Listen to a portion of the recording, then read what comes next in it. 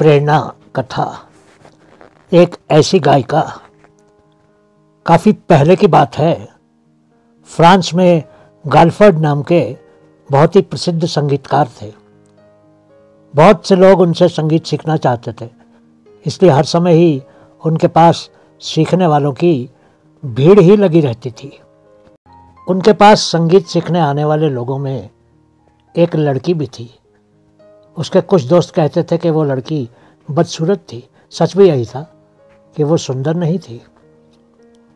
एक दिन उस लड़की ने गाल्फर्ड से कहा, गुरुजी, मैं भी अपने परिश्रम से एक दिन आपकी तरह ही महान संगीतकार बनना चाहती हूँ, लेकिन जब मैं मंच पर पहुँचती हूँ तो मैं बहुत घबरा जाती हूँ और मेरे हाथ पांव फूलने लगते हैं। ऐसा इसलिए होता है क्योंकि मैं अन्य लड़कियों की तरह सुंदर नहीं हूँ। मंच पर लोग मेरा मजाक उड़ाएंगे, यही सोच के कारण मैं मंच पर परफॉर्म करते समय गलती कर बैठती हूँ, जबकि घर पर अपने परिवार वालों के सामने सहजता से गाती हूँ। वहाँ मुझे यह भय नहीं सताता। गाल्फर्ड उसकी बात सुनकर बोले, बेटी, संगीत का अपना सौंदर्य होता है।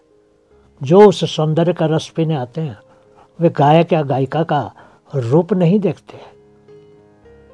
फिर भी तुम ऐसा करो कि रोजाना एक बड़े शीशे के सामने खड़ी होकर उसमें अपनी छवि निहारा करो और ऐसा करते समय गीत भी गाया करो। इससे तुम्हारी झिझक और यह सोच स्वयं दूर हो जाएगी। तुम्हें यह भी समझ में आएगा कि संगीत की मधुरता और संगीतकार के रूप का आपस में कोई संबंध नहीं है।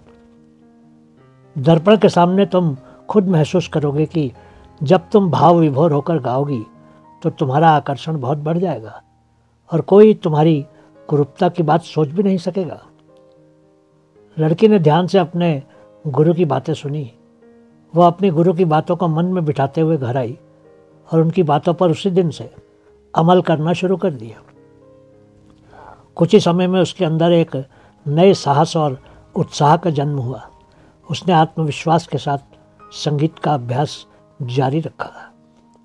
आगे चलकर यही लड़की फ्रांस की प्रख्यात गायिका वुडलनाल्ड के रूप में दुनिया में प्रसिद्ध हुई।